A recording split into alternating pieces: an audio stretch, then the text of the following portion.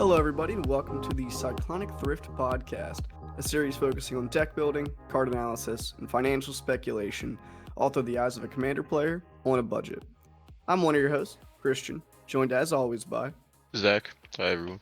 happy to have all of you as we get back into it. It's been a couple weeks since we've been able to put out an episode, just, summer, different stuff going on, getting out of the house, doing things, but we're happy to be back.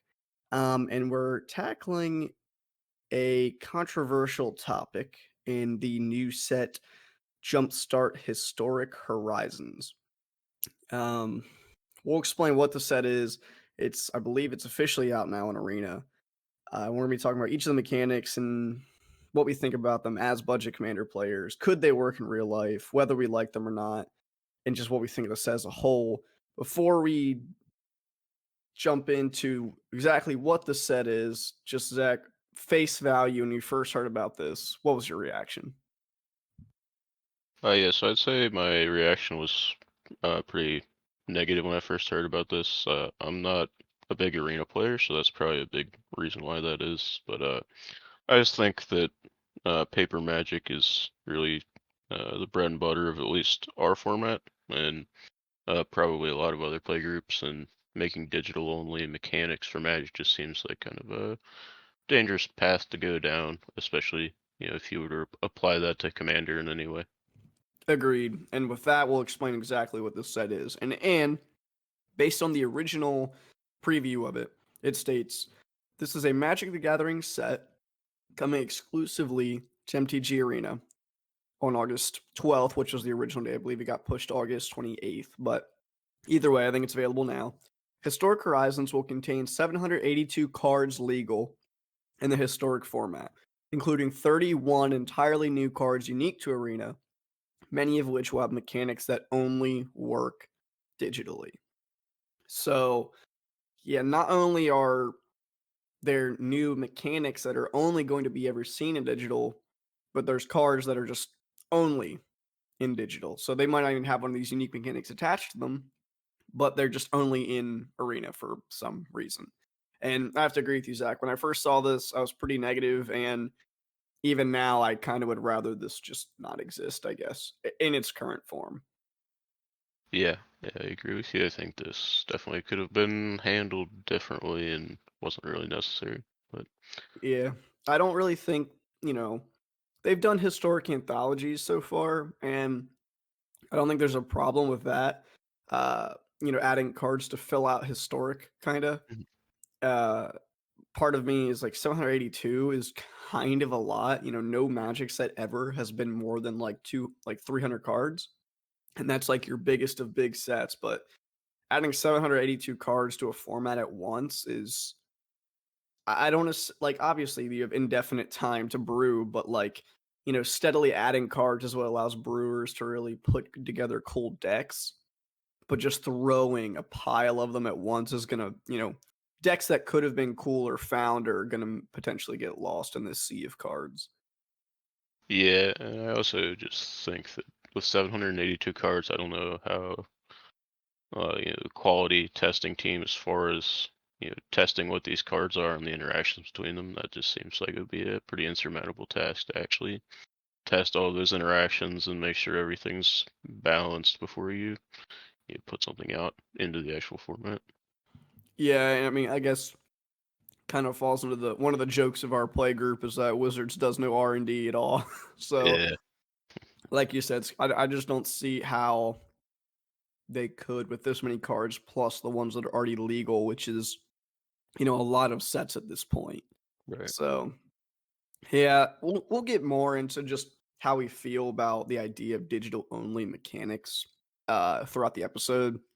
And as a disclaimer, this episode's gonna be kind of a rant because we don't really like this very much, and we're just gonna be talking about it however we see fit. This is not a set review, obviously, because well, we're budget commander players, and none of these cards will ever see that format, let alone commander itself. So anyway, there's three new mechanics that are all digital only. We're gonna go through each of those, give an example. Uh, and just talk about whether we like them as a mechanic, whether we dislike them as a mechanic, and talk about could it work physically, if it could, how, everything involving each mechanic. So the first one is Seek. Zach, you want to read Seek for us? Yeah, so Seek is a digital twist on a tutor effect. Essentially, it allows you to look for a certain card in your deck with a specific criteria, and it'll randomly pull one of the cards out of your deck that matches that criteria, without having to shuffle your deck afterwards. Uh, and an example of this is Manor Guardian. He's 2 and 1 black for a 4/3 creature demon. And he says when Manor Guardian dies, each player seeks a non-land card with mana value 2 or less. So, my first thought about this is that I think there's already a lot of cards in Commander and other formats that do something really similar to this. It's just without the kind of no shuffling clause, which I don't think really matters in this case, unless yeah, I guess I could see how you could possibly game this to, if you're doing like any kind of top deck manipulation or anything, this allows you to pull a card out without having to shuffle your deck and losing any cards that you've gotten to the top somehow. But I think that's a pretty uh, niche case, and most of the time, it wouldn't really matter if you just tutored for your card and shuffled afterward. Yeah, that's really where I am. Like the only case I saw this mattering pretty much is like top deck manipulation because like who cares? You just tutor for a card and shuffle. Like Hmm. it just I don't see why this had to be a mechanic. Like if they're gonna go all out, oh, we're making digital only mechanics, something that only ever works in a computer. Why was this one of those three? Like I just don't see it mattering that much. It's just a tutor, but you don't shuffle basically. Yeah, I really feel like this was just they had decided that they wanted to do digital and mechanics, and this was I guess kind of an easy thing to take a real mechanic and change it slightly so that it works in a digital format. You know, it wasn't anything like revolutionary that's only ever going to work in digital. Right. And to me that feels like digital only for the sake of being digital Hmm. only. Right? Yeah, Like y- we want to make digital only mechanic. Well, let's just take tutor and make it random. You don't actually look through your deck, so you don't have to shuffle. It's like really like again, sake of being digital, you so I guess jumping kind of into the idea of could these be physical?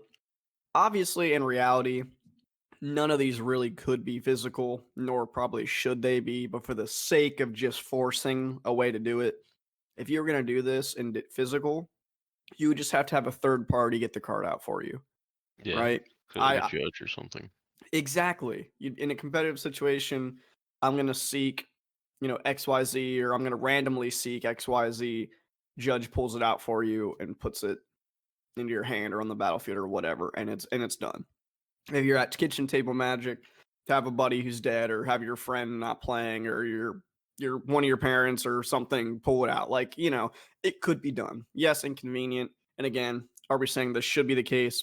Not really, but you could do seek physically if you had to. Yep, I agree. Don't really have anything else to add for that. Yeah, it's just a pointless mechanic in my opinion. Yeah. It didn't need to be a thing.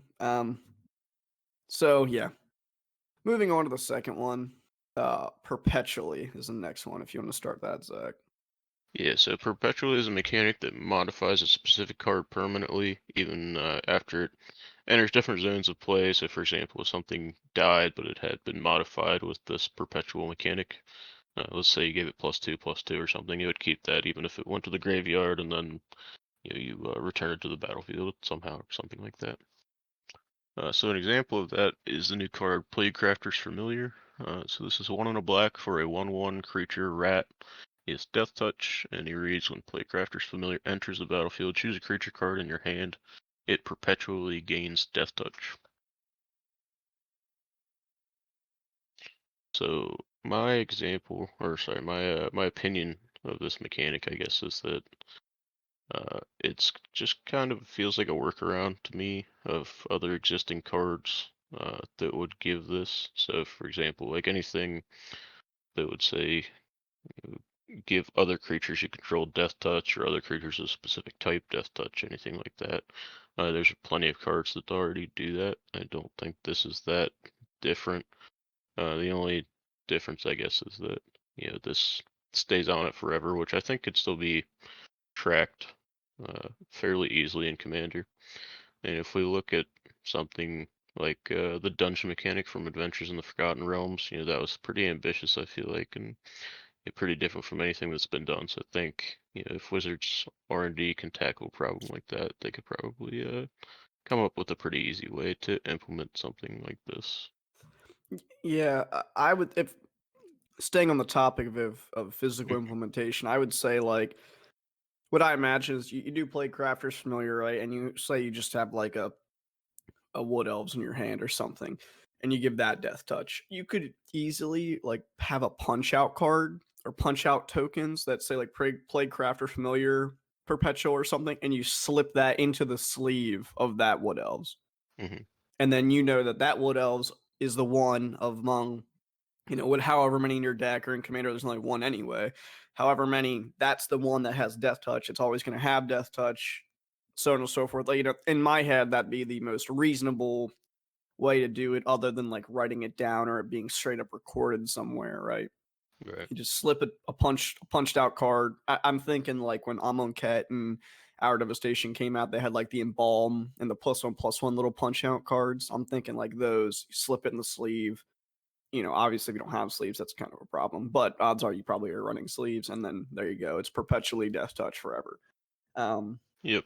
so yeah. Now the mechanic itself, I actually hate it. I really do not like perpetually. I think it is just kind of stupid, because that's the point of these different zones, right?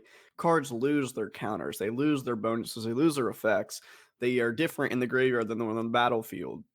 They're different in your hand when they're on the battlefield, all these different things. And it's just weird that there's now mechanics that are persistent no matter where they go. And it's just kind of, I just think it's silly. And I honestly think that some of these effects are extremely underestimated. Like the one that's like this card costs, two less. It perpetually gains cost two less or something like that. Like that is extremely impactful that this card is permanently two less mana no matter what happens to the rest of the game. Yeah, I think that's a good example of something that could get out of hand pretty quickly. Like we said, there's a lot of new cards in this set, and I don't know how well these interactions have been tested or anything, but that seems like it could be really impactful to the game. Uh, and I agree. I mean, I think there's different zones in the game for a reason. This feels like it just kind of breaks the original intention of how the game was designed. At a pretty basic level as far as having the different graveyard, library, hand, and everything. It just kind of breaks those barriers. So I'm not a fan of that. Yeah, agreed. It's just this doesn't feel like a for the sake of digital like seek, but it feels like they're just I don't want to say there's limits to Magic because I think they should always pursue different, interesting, and cool mechanics. But again, it should be done in the foundation of physical. And this just is so out of hand that, again, like you said, it kind of breaks the the purposes of these different zones. And obviously, that's I don't think good for game health. Yeah. And I don't know, I don't see the advantage of having it work this way. Like, I guess the two less is a good example, but like for Playcrafters Familiar, the card that we talked about that gives things Death Touch, I don't think this is ever going to affect the game differently than if you had something already on the field that said, when this creature enters, give it Death Touch. Right. The best case is like if Playcrafter's familiar dies, the thing still has it, but like Right.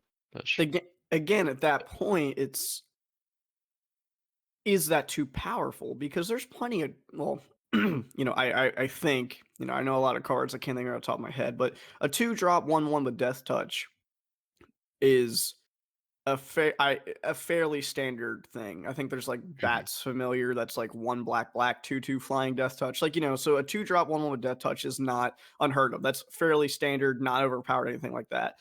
And if you had a card that said, if you control another creature has death touch while it's out, this card's pretty good. It's decent enough. But the fact that even if this goes away, something has death touch, and this is a common, again, that kind of concerns me of the potential power creep or power level of some of these mechanics.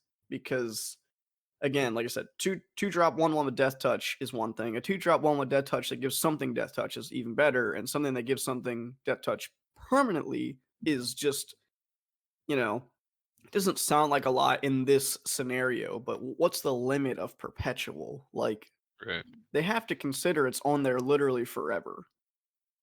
Yeah, especially in a format, obviously Commander Singleton format, but in standard or historic where I can run a set of these and possibly recur them. Mhm. That's easily four creatures that I could give Death Touch just for the entire game. So I think yeah, it Exactly. could get out of hand. Yeah, and just in this case, death touch may not be the best example of what we're trying to portray, but again, that 2 costs less type of effect, which I think is on like Right.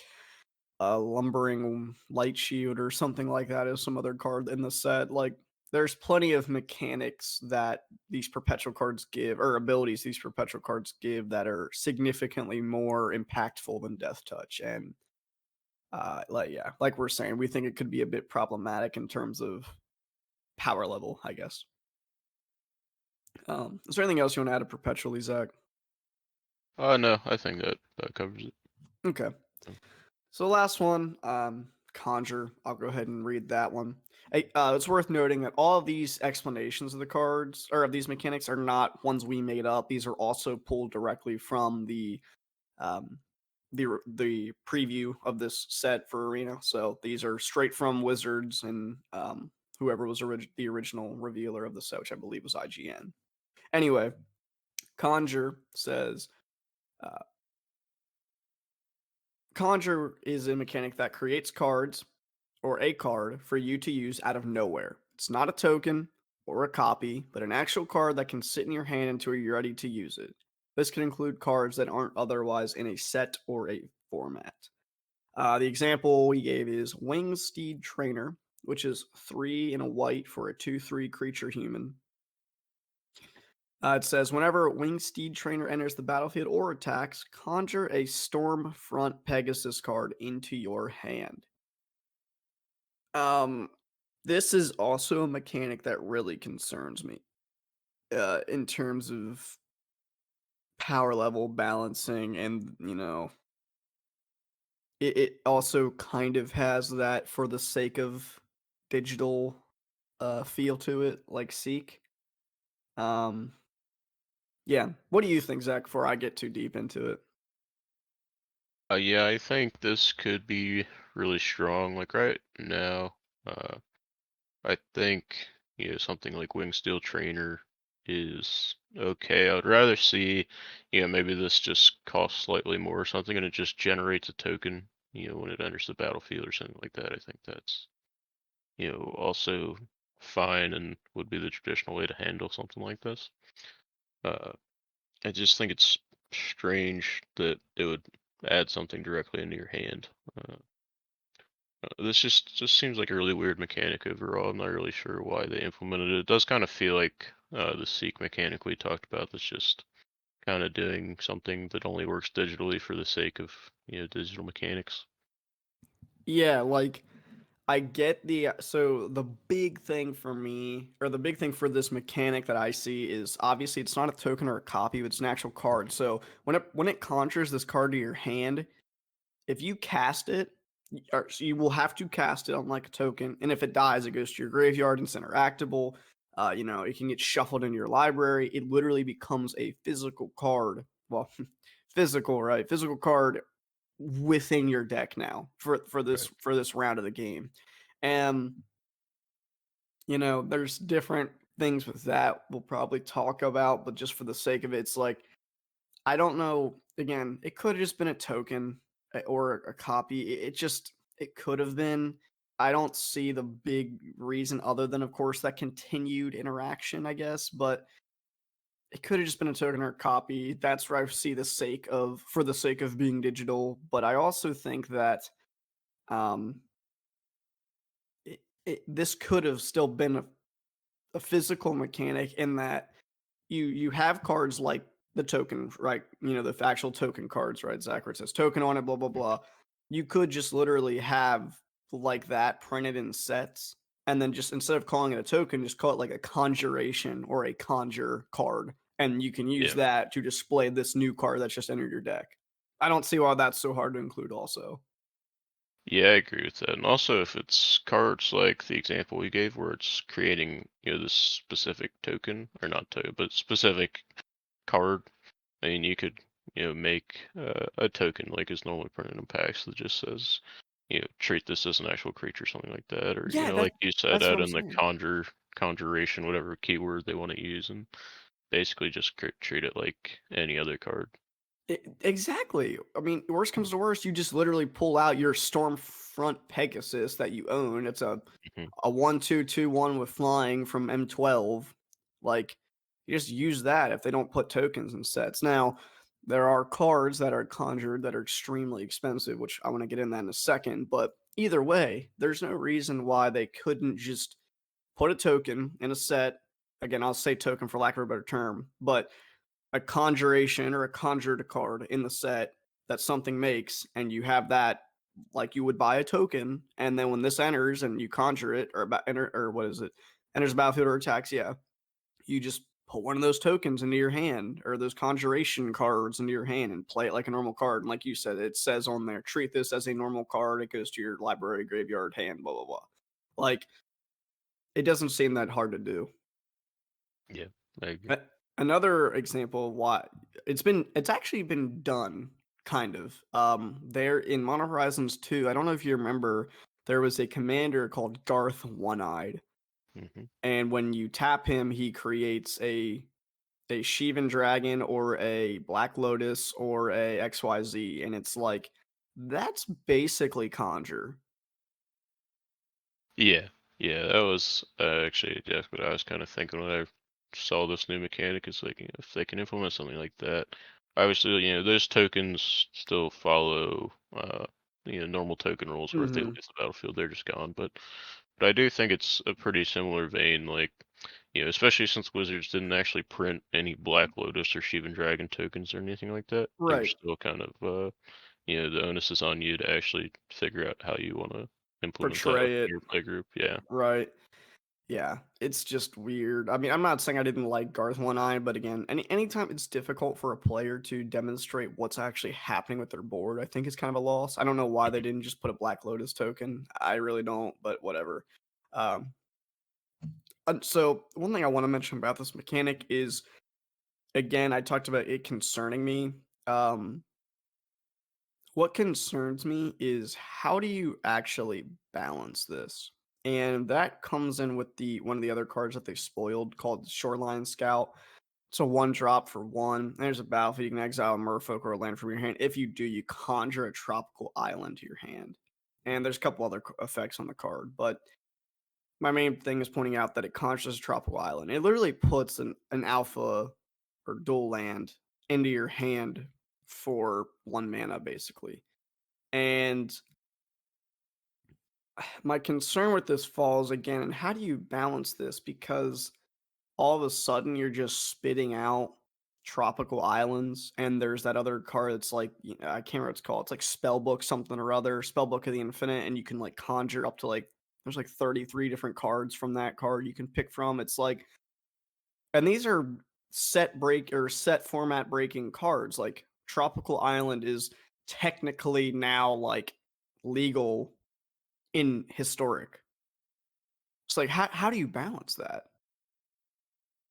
Yeah, I think that's a really interesting point, especially like, Tropical Island's a good example, and then anything, especially that would, add in interaction that wouldn't otherwise be there. I mean, at least with Tropical Island, like, obviously, you can't deny that those are extremely powerful cards, and that's why they're, expensive and still a staple in competitive EDH, even though they've been out for, years and years now.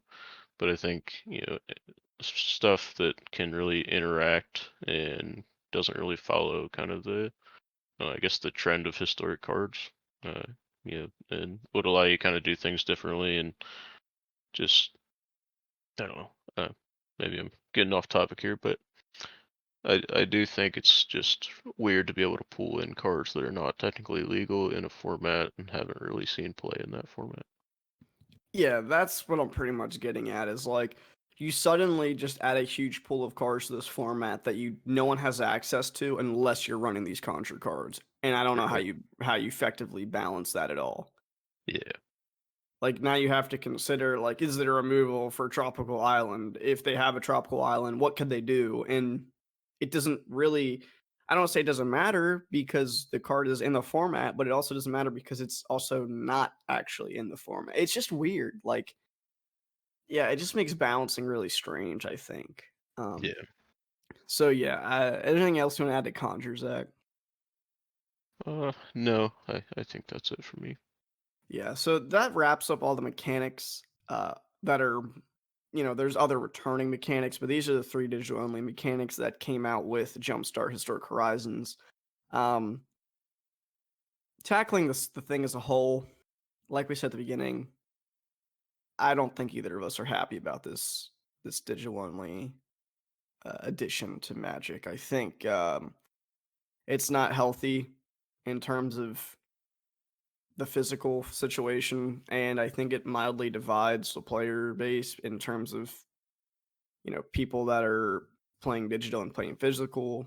Someone who's playing digital could talk to a physical player and they know exactly what they're talking about. But now, if you say, "Oh, I cast my Manor Guardian and I tutored up the Plaguecrafter's Familiar," the physical guy, especially a newer players, gonna be like, "What the heck are you talking about?" Like there's suddenly now a divide between cards players are familiar with and get to use, and I don't think that's good. Yeah, I agree with that. I think it's just not a good direction for the game to go to have these two different kind of pools of cards that are available.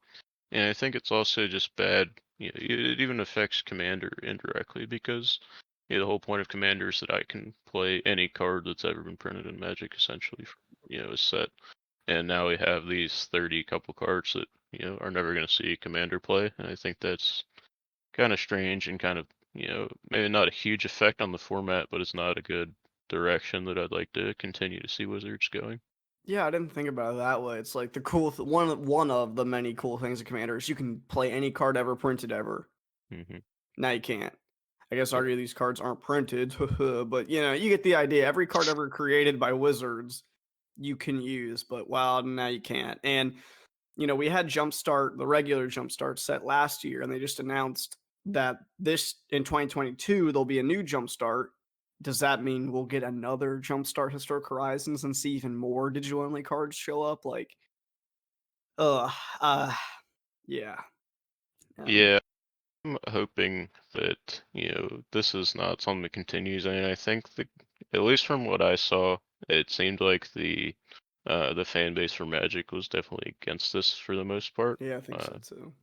the only people I think maybe that would support this are like people that exclusively play Arena. I think anyone that plays any paper Magic would definitely not like this.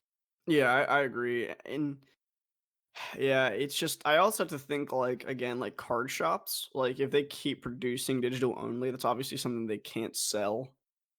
Yeah, and I think that that's a good point. Like I think I sent you a few weeks ago. There's a statement from TCG Player about this, and they were definitely unhappy about the fact that this is something that they can't sell. And I do think that Wizards, at least maybe not so much with like the third party resellers like TCG Player, but at least like your LGSs and stores that are part of the Wizards partner network. I do think there is kind of an obligation there for them to you know uh, provide product that these guys can actually sell and make money off Hmm. of.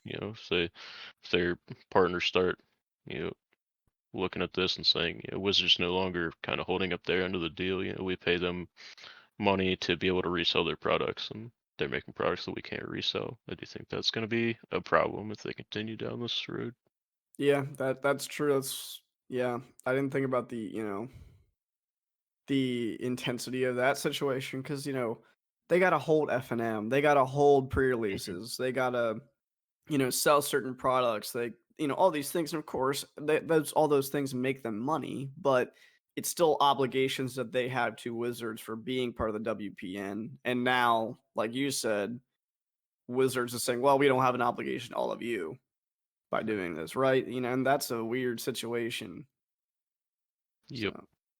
So um yeah, there's just this is whenever I know when I read that very first sentence of like, hey, this is digital only, I'm like, what in the heck? And I know in the article that came out, the preview, the announcement, there was a quote in there that from one of the WotC uh, developers, designers. I don't remember who it was, but it said that they don't want to design for the lowest denominator of Magic. And I don't really know what they meant by that, or maybe I didn't take it the right way. But I think it's strange to view the physical format as your lowest denominator, right? Because like that's your game. Yeah, Mm, I agree, and I don't know the statistics behind how many people play Arena versus how many people play Paper. That's probably something that's really hard to track, mhm. just because obviously there's no way for Wizards to say, we to definite standards that we have this many people playing Paper games, kitchen table Magic. But I I don't I don't uh I don't think this is a good business decision either way because people that play Arena I think are going to get into the game, and I think the goal for Wizards and what would make them more money long term would just be to encourage people to start playing the digital game and then hopefully get into paper Magic, start buying new product and stuff as it gets printed. I would think that would be the goal versus just getting more and more people to play Arena. But I don't know, maybe they're making more money on microtransactions at this point. I really couldn't say.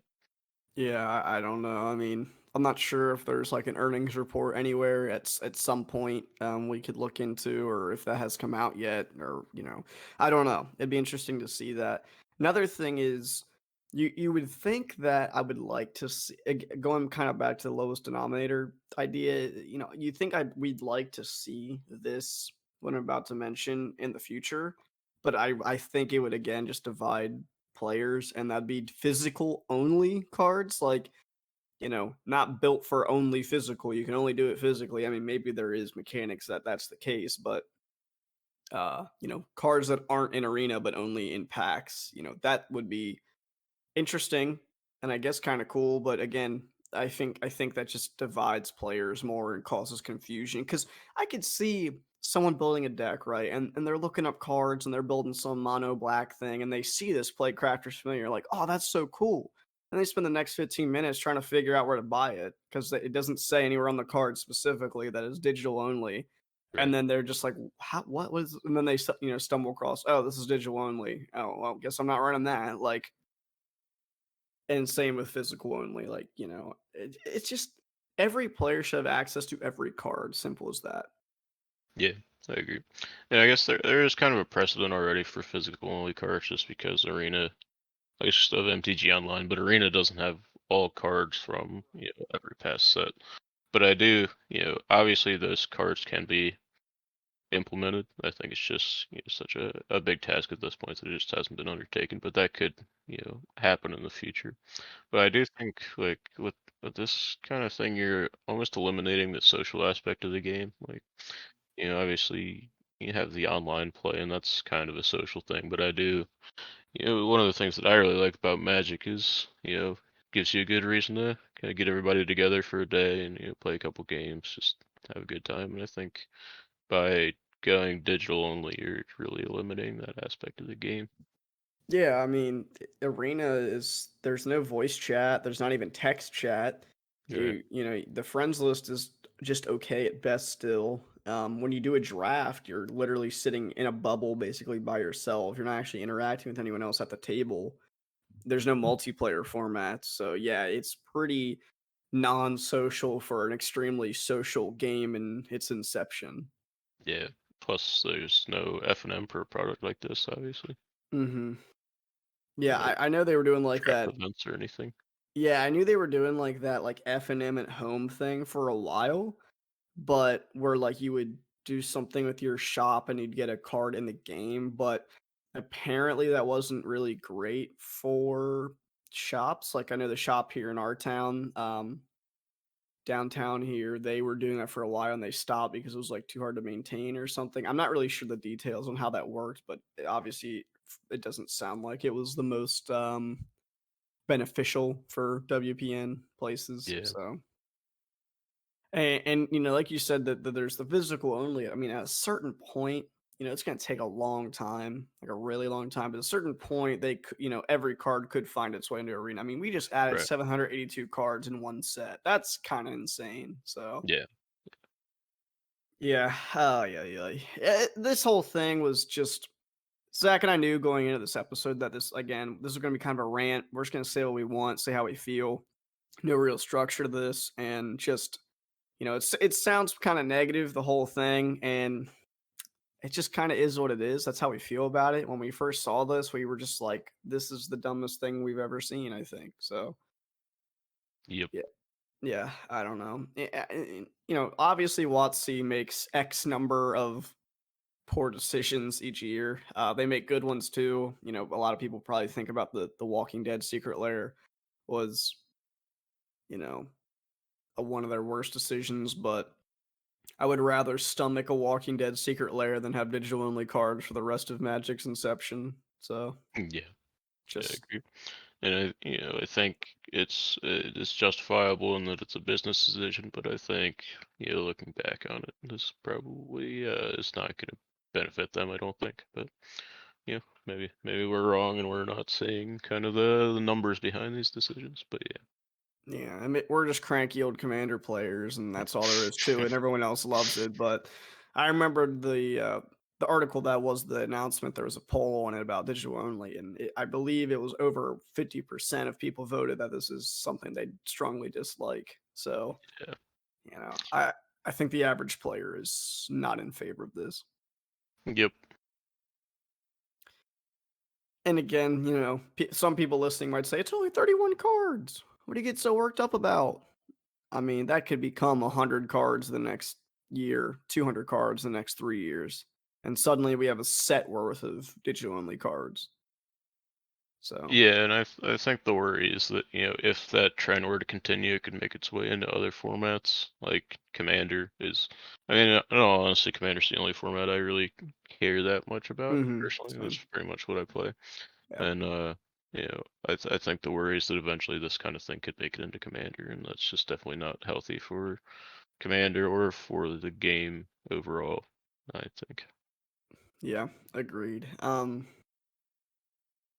Yeah, Seek is just a it didn't need to exist. Perpetually breaks the boundaries of the game, and Conjure is just it's hard to balance. I think all Yeah, three of them have, you know, every mechanic has its goods and bads, you know, things like that. But there's something about these three that just feel extra, just like no real development or design, or they just kind of were made to be made all for the sake of we have digital only mechanics now. It's just weird. yep, I agree. Now, also, Zach, I guess this is worth mentioning. I have not played Hearthstone much at all. I've played the game, but I have not played it much at all. Mhm. I know you played it a good bit for a while, played very competitively. You know, you like the game. You know, I personally, again, I don't dislike Hearthstone and I don't play it much, but I wouldn't want to see MTGA or Magic in that anyway overall become Hearthstone. And some of these feel Hearthstoney. Yeah, these are definitely more Hearthstone-esque than I would want or expect from a Magic card. And yeah, I mean, there's not a ton to say about it. I guess these are all things that could see their way into Hearthstone. Like Seek is pretty much Uh, there are a lot of cards that say, if this dies or whatever, pull this card out of your graveyard when this enters the battlefield. Uh, put a secret card from your library in your hand, things like that. So that would be an example of Seek. And then, perpetually also, you'll have cards like, give this creature +5/+5 and shuffle 3 copies into your library, and they'll all still have +5/+5, things like that. So yeah, these are definitely mechanics that could exist in that game, and I think it's they're just kind of simplified, I guess, in a way, uh, Hmm. to make it, I guess, more friendly for newer players, and I just don't think that's necessarily a good direction for Magic to go. And obviously, these are 2 different games, and Right. So you wouldn't really want to see Magic become like Hearthstone. no, Yeah. definitely not. Yeah. Yeah. Okay. Yeah. Again, like I said, I don't have an opinion on it because I don't play it. I mean, just because Magic is Magic, I don't want it to become another game. But you having Mhm. played both, figured I'd get your opinion on that. So yeah, uh, I don't know. I think that about wraps everything up. This is a strange set with strange mechanics that we're not really in favor of, and we see a lot of potential problems with this moving forward in terms of if it were to be continued.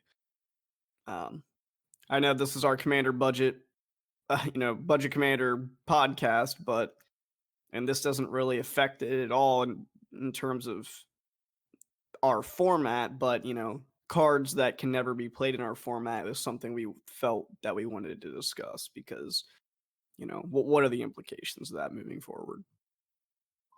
Yep. Exactly. All right.